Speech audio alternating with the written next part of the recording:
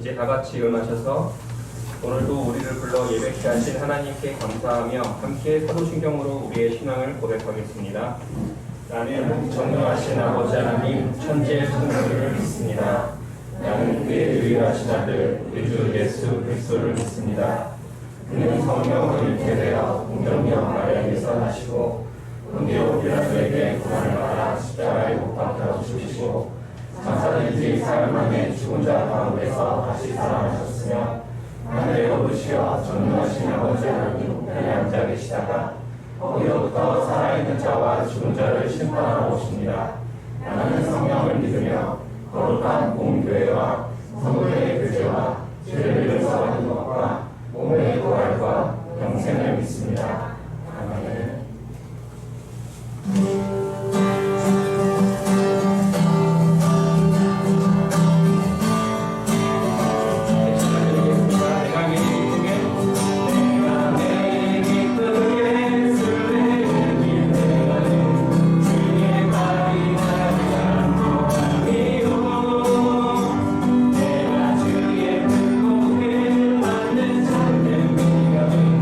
주의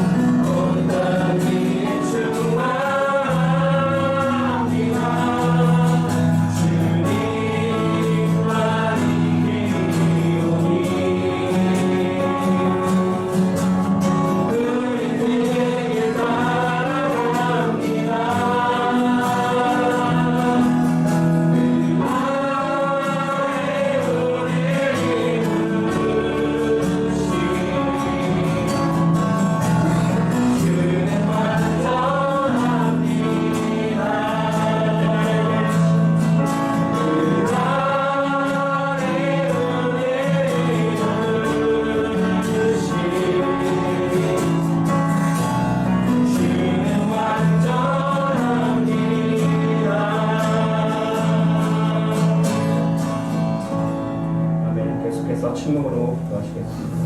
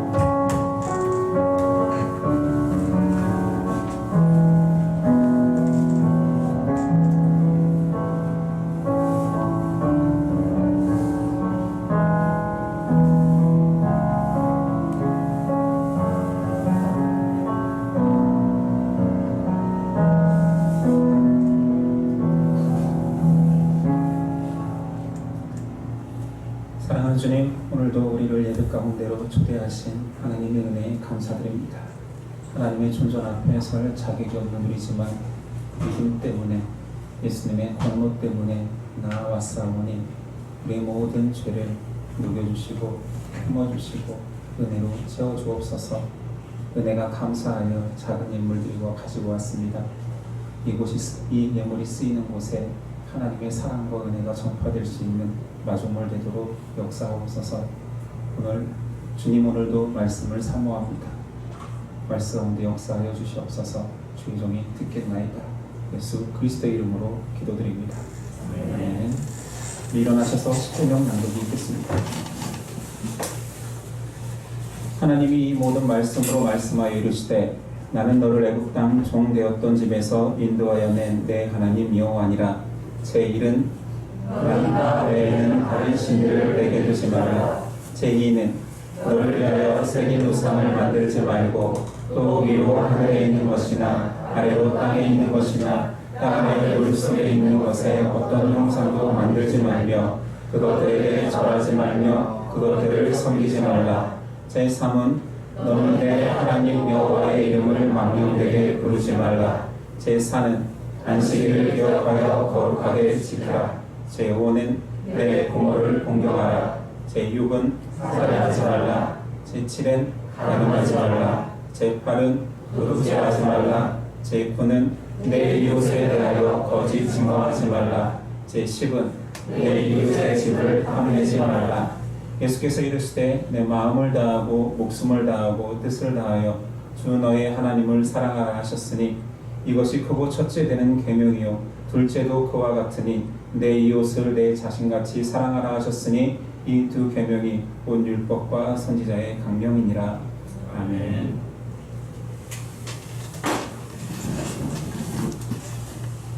오늘 우리에게 주신 하나님의 말씀은 베드로전서 4장 1절로 6절입니다.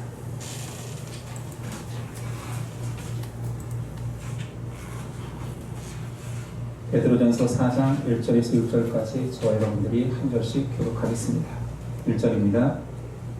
그리스도께서 이미 육체의 고난을 받으셨으니 너희도 같은 마음으로 갑옷을 삼으라. 이는 육체의 고난을 받은 자는 죄를 그쳤음이니 누구는 다시 사람의 정욕을 따르지 않고 하나님의 뜻을 따라 육체의 마음대로 살게 하려 함이라.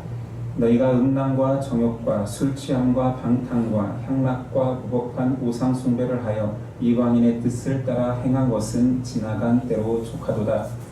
그러므로 너희가 그들과 함께 그러한 극한 방탕에 함께하지 아니하는 것을 그들이 이상히 여겨 비방하나 그들이 산자와 죽은 자를 심판하기로 예비하신 이에게 사실대로 고하리라. 이를 위하여 죽은 자들에게도 복음이 전파되었으니 이는 육체로는 사람으로 심판을 받으나 영으로는 하나님을 따라 살게 하려 함이라. 아멘. 오늘 말씀의 제목은 고난의 갑옷을 입으라. 고난의 갑옷을 입으라 라는 제목으로 나누겠습니다. 우리는 고난 중에 빠진 성도들을 위로하기 위한 서신인 베드로 전후서를 계속 나누고 있습니다. 아무 내용을 요약하자라면 아주 간단합니다. 우선은 고난에 대한 이해를, 고난에 대한 바른 정의를 내리고 있죠. 그리고 파격적이게도 고난이 하나님의 축복이라 말합니다. 그러나 우리는 여전히 고난이 두렵고 떨리기에 피해가려 합니다. 연약한 우리를 위하여서 예수님께서 고난의 본이 되어주셨음을 지난 시간에 말했습니다. 오늘 말씀에서 베드로는 다시 한번 고난의 유익을 말합니다. 그리스도인은 그리스도를 닮아가는 자, 그리스도를 따라가는 자들입니다. 그리스도께서 가신 길은 십자가의 길이셨지. 그러니 성도의 길도 십자가의 길일 수밖에 없습니다. 마태복음 16장 24절. 예수께서 제자들에게 이르시되 누구든지 나를 따라오려거든 자기를 부인하고 자기 십자가를 지고 나를 따를 것이니라 말씀하셨습니다. 다른 여타의 풍요로운 길, 좋은 길, 넓은 길, 성공의 길일 것 같은데 그리스도는 십자가의 길을 가셨고 나를 따르라 명령하셨죠. 오늘 말씀 1절 상반절에도 이렇습니다. 그리스도께서 이미 육체의 고난을 받으셨으니 너희도 같은 마음으로 갑옷을 삼으라. 옷이라는 표현도 있는데 특별히 왜 갑옷이라고 했을까요? 갑옷은 전쟁에서 치명상을 피하는 도구입니다. 그러니 옷과 갑옷을 분류하는 그 느낌이 있다는 거죠. 사람은 어떤 것을 입느냐에 따라서 태도가 달라집니다. 똑같은 신분의 군인이라 할지라도 군인이 체육복을 입으면 군기를 강조할 필요가 없습니다. 그러나 전투복을 입고 완전 군장을 하면 전혀 다른 태도를 요구하게 됩니다. 여기서 갑옷이라고 말한 것이 우리의 태도를 바꾸라는 것입니다. 몸도 마음도 완전 군장을 하듯 갑옷을 입고 살아가라 말합니다. 앞에서 계속 말하는 그 갑옷은 같은 마음, 그리스도께서 고난당한 그 같은 마음의 갑옷을 취하라 말합니다. 전혀 다른 집중력을 가지고 날카로운 믿음의 삶을 대비하라는 뜻이겠죠. 그러면서 성도 고난의 유익을 실제적으로 말하기를 1절 하반절에 이는 육체의 고난을 받는 자는 죄를 그쳤음이니. 여러분과 저는 죄를 지을 수밖에 없습니다.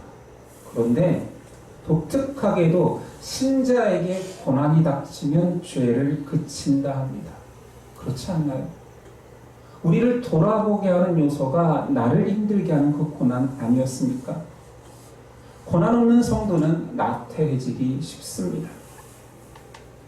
우리는 죄를 굉장히 무섭고 악마와 같은 형상으로 다가올 거라고 여기지만 사실 성도에게 죄는 가장 친근한 친구처럼 다가옵니다. 다가와서 이렇게 얘기하죠.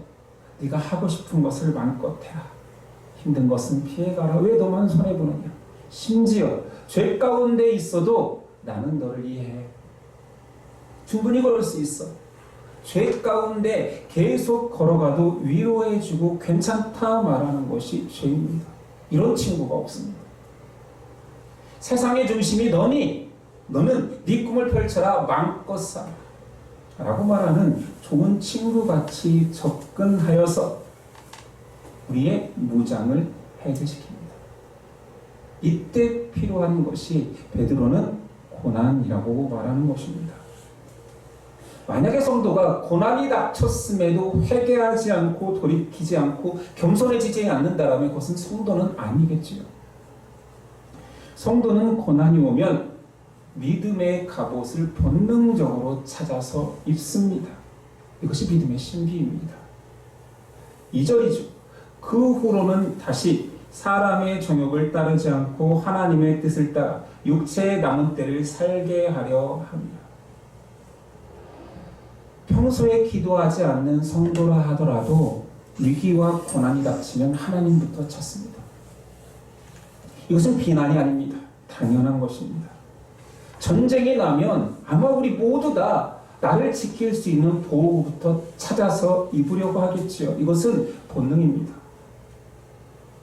그러므로 고난이라는 것은 성도에게 직접적인 유익이 뭐냐? 죄를 멀리하게 하고 죄 가운데 있을 때 빠져나올 수 있는 통로가 되어준다는 거지. 만약에 여러분 중에 평소에도 위기가 닥치지 않고 고난이 없음에도 불구하고 하나님을 의지하고 기도하고 있다면 그 갑옷을 항상 입고 있다라면 굉장히 성숙한 사람입니다. 그래서 신앙인 중에 드문 것입니다. 오늘 말씀의 믿음과 죄는 결코 양립할 수 없다라고 말합니다.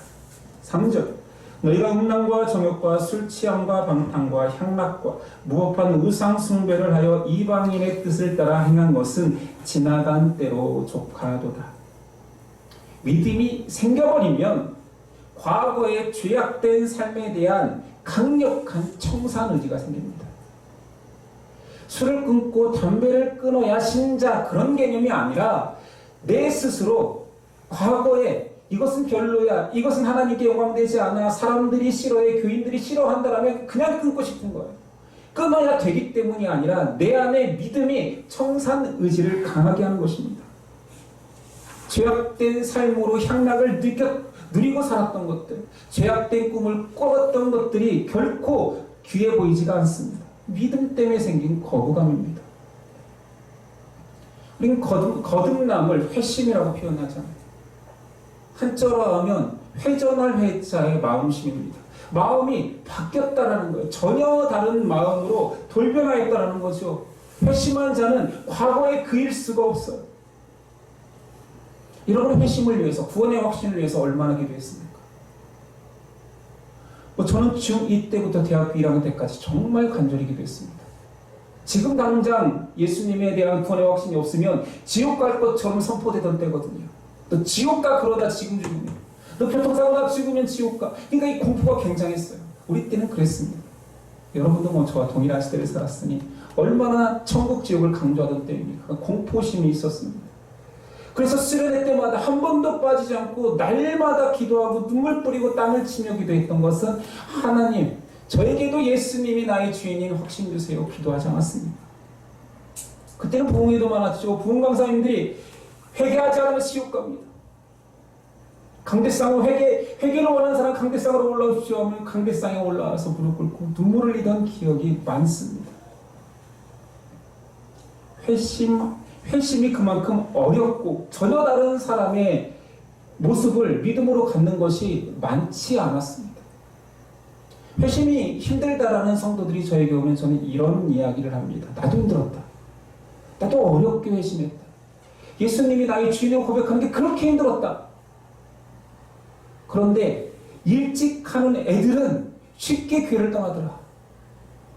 내 친구들 다 같이 신앙생활하고 나보다 더 잘 믿는 것 같았는데 나는 그 오랜 시간 예수님 만나게 해주세요 기도했는데 결국 저는 이 자리에 있고 친구들은 정말 많은 친구들이 세상에 있습니다.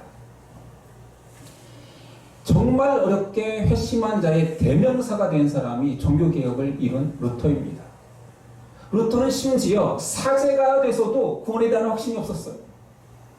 그것을 그냥 받아들일 수가 없었어요. 내가 사제인데 아직도 예수님이 나의 주인이란 고백이 심령 깊숙이 받아들여지지 않기에 그는 성전 계단을 무릎으로 기어다니면서 간구했습니다.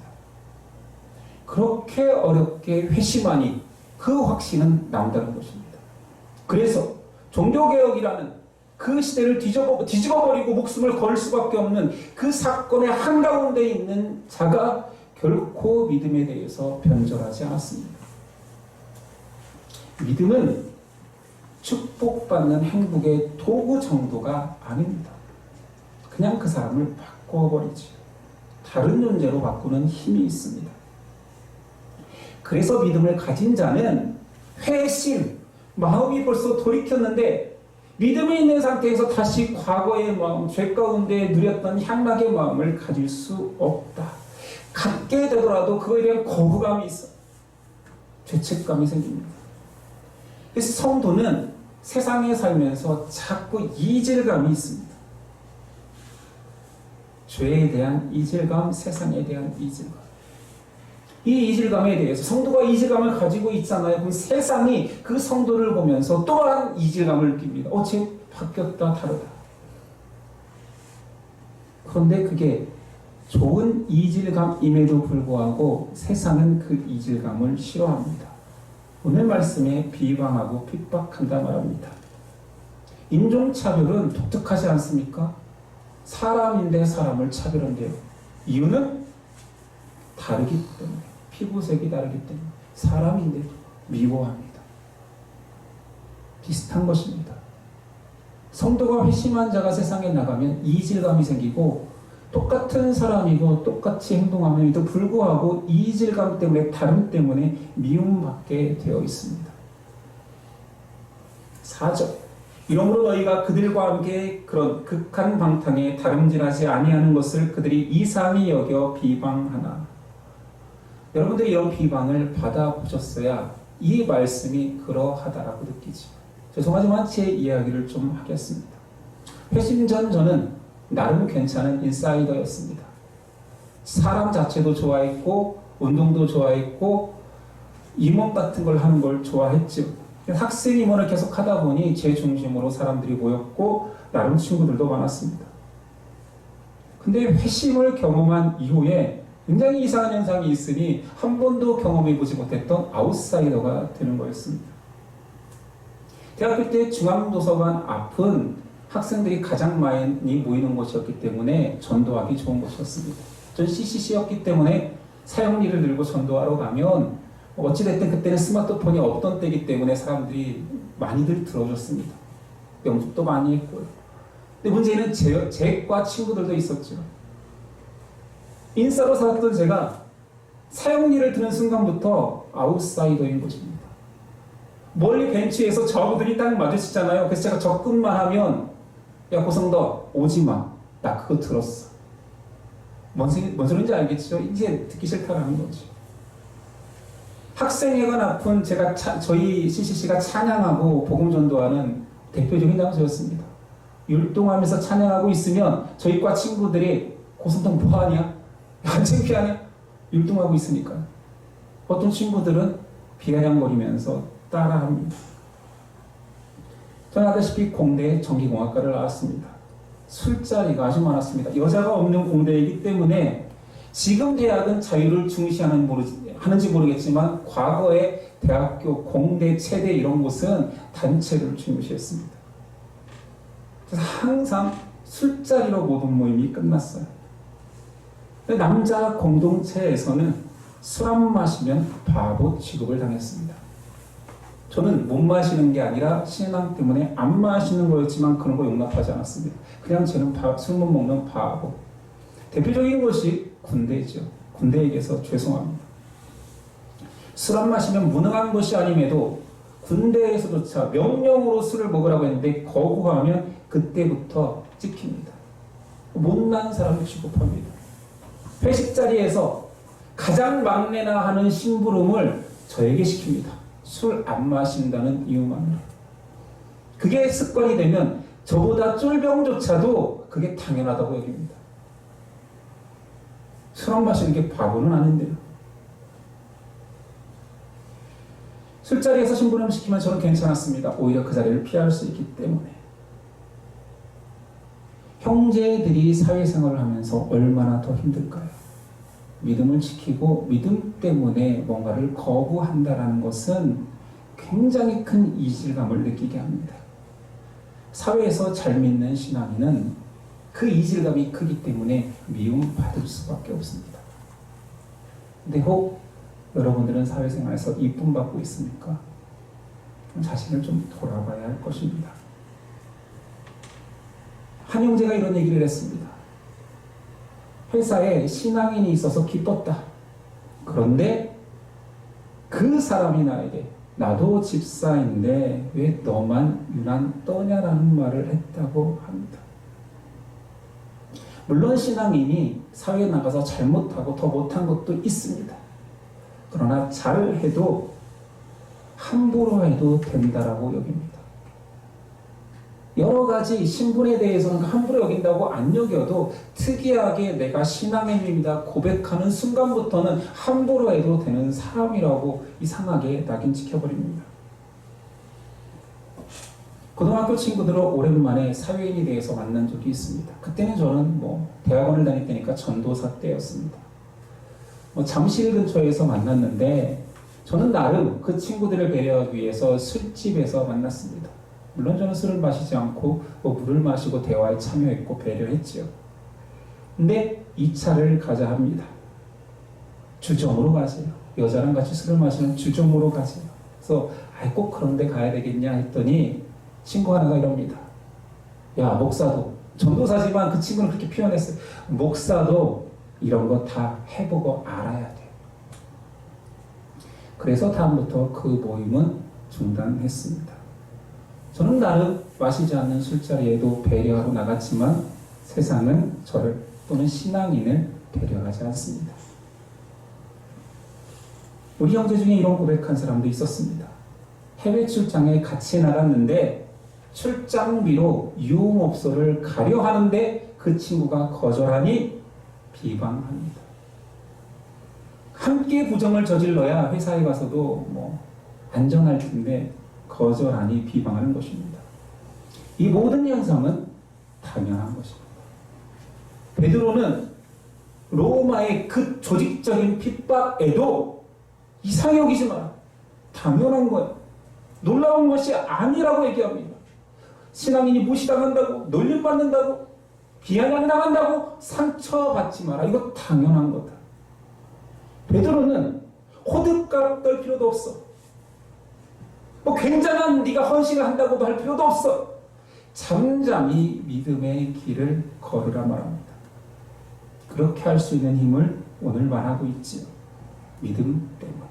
그리고 그 믿음이 주는 마지막 때를 기다리는 마음 때문에 간단하다 말합니다. 5절. 그들이 산자와 죽은 자를 심판하기로 예비하신 이에게 사실대로 고하리라. 믿음의 사람이 굉장히 성정이 남달라서 모든 길을 걸어내는 것이 아니라 믿음 때문에, 그리고 마지막 때가 있음을 하나님은 심판주이심을 알기 때문에 걸어내는 것입니다. 신앙인들이 고난을 하면 자꾸 착각하고 일반화시키는 게 뭐냐면 육체적이고 정신적인 그런 고통만을 고난이라고 생각합니다. 근데 그런 고난 당하는 사람이 이 세상에 몇 명이나 있습니까?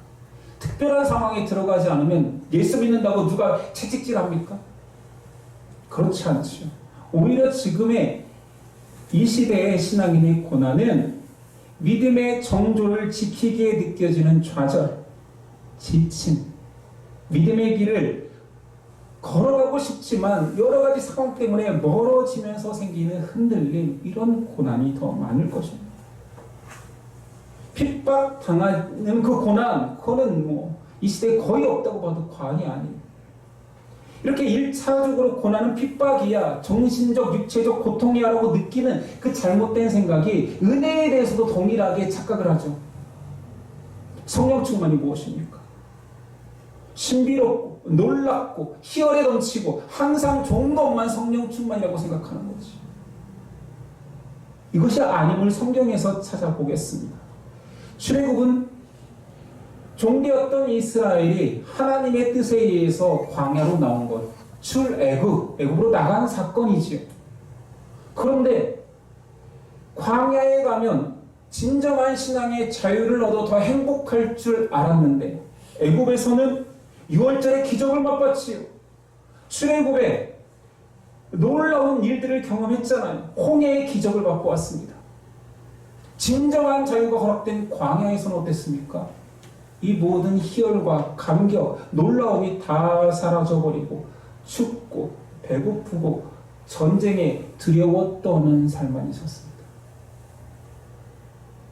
그러면 애굽에서만 하나님이 역사하신 것입니까? 광야의 안락은 없지만 믿음의 자유, 하나님의 뜻을 따라간다라는 진정한 신앙의 걸음걸음이 있었습니다. 그런 의미에서 성령 충만은 하나님의 말씀에 의지하여서 주님과 동행하는 삶 자체가 성령 충만이지, 희열, 감격, 찬양이 멈추지 않는 것, 이것만이 성령 충만은 아니라는 거지. 모든 신자는 신앙생활 속에서 크고 작은 고난이 있을지라도 하나님을 신뢰함으로 걸어내고 있는 그가 성령님과 동행하는, 성령님이 임재하는 순간인 것입니다. 고로 인생에서 고난과 시험이 닥치고 환난과 아픔이 있을 때 내가 기도하지 않아서인가, 내가 성령 충만하지 않아서 하나님이 벌 주시는 것인가? 라고 생각할 필요까지는 없는 거지. 그 모든 고난이 유익이 되어서 하나님을 바라보고 죄를 멀리하게 하는 유익이 있지, 나를 정죄할 필요까지는 없다는 거예요. 물론 고난이 신앙의 길을 살아가면서 자연스럽게 오는 고난이 있고 죄 가운데 빠져 있기 때문에 죄의 결과로 나오는 고난도 있을 수는 있습니다. 오히려 고난이 없고 평안한데 나는 너무 신앙생활도 편하고 좋은 일만 계속 있는데, 이런 상태가 더 위험할 수도 있습니다. 작은 유혹에 나는 괜찮아, 그래서 오늘 말하는 고난의 갑옷을 필요 없다라고 저기 구석에 박아놔도 된다, 나는 안 입어도 된다라고 생각할 수도 있지.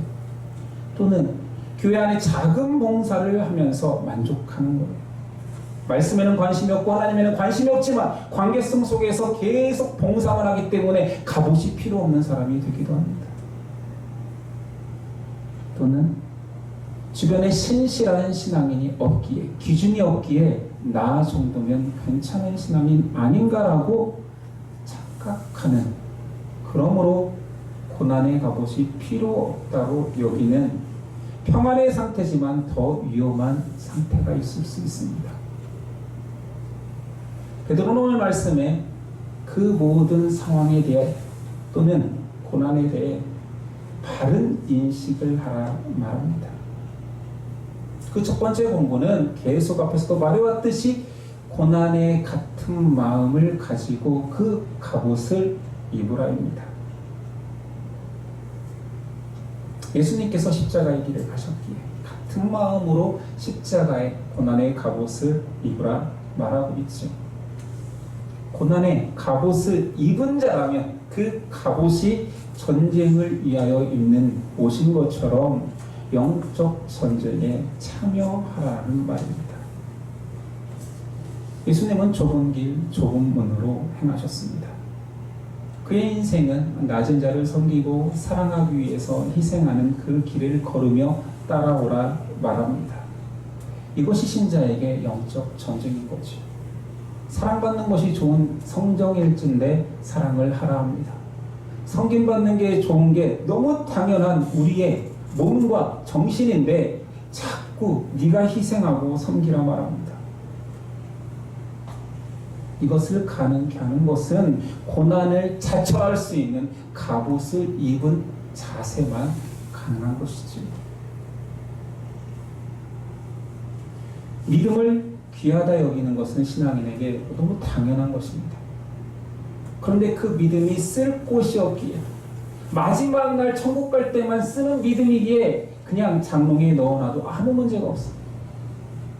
지금 당장 믿음을 붙들어야지만이 살 수 있는 하루하루라면 그 믿음을 결코 어디 구석에 박아놓지 않을 텐데, 그 믿음이 사용처가 없기 때문에 마지막 죽기 직전에 천국 가기 위해서만 쓰고 있지는 않습니까? 믿음의 가치를 다시 점검하십시오. 하나님이 약속하신 그 승리의 싸움에 전리품을 취하는 영광을 누리기 위해서는 지금 믿음을 꺼내서 발휘하며 고난이라도 자처한 그 갑옷을 입고 있어야 됩니다. 6절, 이를 위하여 죽은 자들에게도 복음이 전파되었으니 이는 육체로는 사람으로 심판을 받으나 영으로는 하나님을 따라 살게 하려 합니다. 결국 마지막 날 심판이 있기에 고난의 갑옷을 입고 있는 것입니다. 아무리 뛰어난 장수라도 계속 갑옷을 입고 있는 것은 힘들 것입니다. 지쳐 죽겠죠. 그러나 갑옷이 없는 자처럼 살아가는 자, 혹은 진짜 갑옷이 없는 자는 장수가 아닙니다. 전쟁에 결코 참전할 수 없습니다.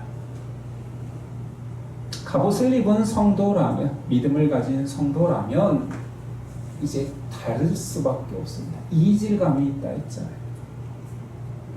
믿는 사람들은 세상에서 이질감이 있어야 됩니다. 이 이질감은 못나고 나쁘고 교회 다니는 것들이 이기적이야, 지네만 생각해, 입만 살아있어, 이런 이질감하고는 전혀 다른 것이에요. 여러분들 혹시 신앙생활 하면서, 사회생활 하면서 친구나 동료들에게 너는 좀 달라, 너 좀 다르다라는 말을 들어보셨습니까? 아니면 과거에는 들었는데 지금은 그냥 좋은 회사 동료며 가족입니까? 아마 이질감을 느끼고 있다라면 그 고난의 갑옷을 입고 있는 자며, 아마 계속 칭찬만 받고 있더라면 그 갑옷을 아마 벗고 구석에 잘 놓아두었을 것입니다. 오늘 말씀의 베드로는 고난을 이상히 여기지 말라. 너희는 비방받아야 마땅하다. 믿음이라는 그 놀라운 것이 너에게 들어갔으니 그 신비한 것이 들어간 존재는 다르다. 많이 다르다. 라고 말합니다. 여러분의 다름은 무엇입니까? 여러분은 어떻게 신앙의 남다름을 보여주고 있습니까? 여러분은 지금 예수 믿는 사람은 다르구나, 교회 다니는 사람은 다르구나, 모두 다 예스할 때 노할 수 있는 자유구나라는 소리를 기대하고 있습니까? 듣고 있냐고 묻지 않습니다. 기대하고 있습니까? 소망하고 있습니까? 예수님의 멤버들, 여러분들은 좀 꿈꾸었으면 좋겠습니다. 남들이 다 그냥 휩쓸려 가, 그냥 묻혀가, 이게 뭐 또 독특하게 행동하지 마 라고 할 때 뭔가 도드라지려고 그러는 것이 아니라 내 믿음이 나를 전혀 다른 존재로 만들었기에, 나는 지금 체육복을 입고 노는 존재로서의 편안한 옷이 아니라 의의 갑옷을 입었기 때문에 그 길을 갈 수밖에 없는 저와 여러분 됐으면 좋겠습니다. 세상이 기독교를 욕할 때 할 말이 없습니다. 왜냐하면 욕먹을 짓을 너무 많이 들어왔고 보이기 때문입니다. 예수 믿는 사람은 다르다는 말, 제가 어렸을 때만 해도 정말로 많이 들었습니다. 어떤 지역사회에서 목사는 존중받아 마땅한 사람이었습니다. 그런데 지금 목사는 별 이상한 표현들이 많아요. 목사, 더 심한 말도 있죠. 바르게 살아야 고난이 당연하다라는 고백을 해볼 수 있습니다.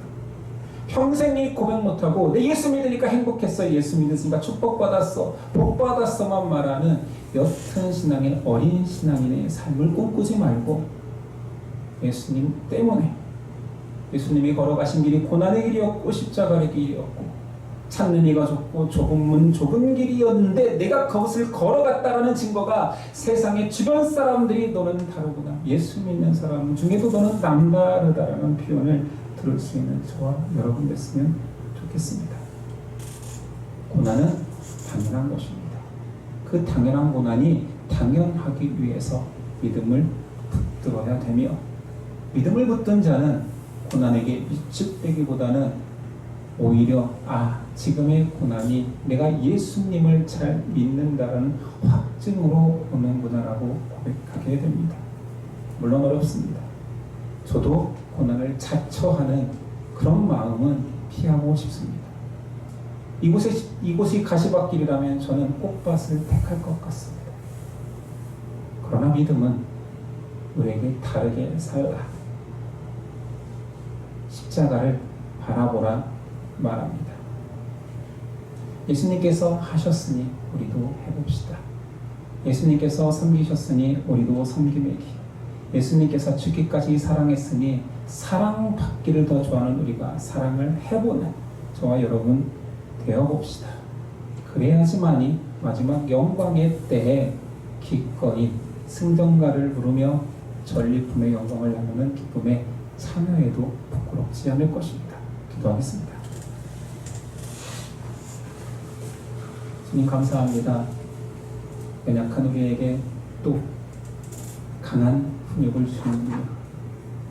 좋고 편하고 안락하고 인정받는 삶을 그냥 반듯하게 살아내면 안 됩니까?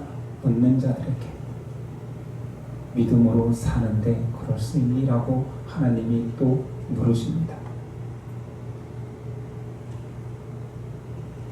예수님 믿으면서도 축복받고 전도하며 자랑하며 살 수 있지 않습니까? 라고 묻는 우리에게 그래, 그런 길도 있지. 그러나 너는 십자가를 지고 나를 따르라 말씀하십니다.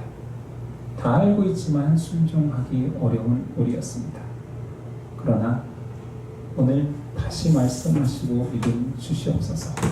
한 발짝 한 발짝 십자가를 향해 걸어내며 갖기보다는 나누고 사랑받기보다는 섬겨보는 저희 될 수 있도록 도와주옵소서. 이 모든 것들을 기꺼이 해내신 예수 그리스도의 이름으로 기도드립니다. 일어나서 결단 전승드리겠습니다.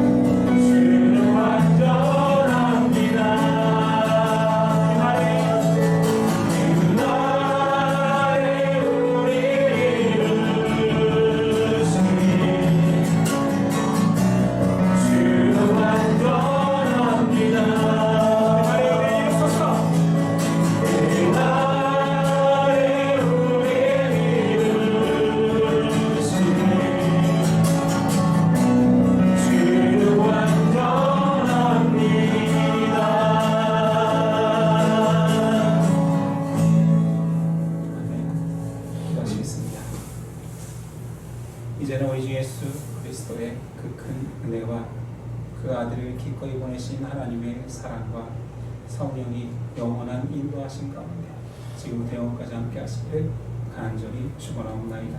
아멘.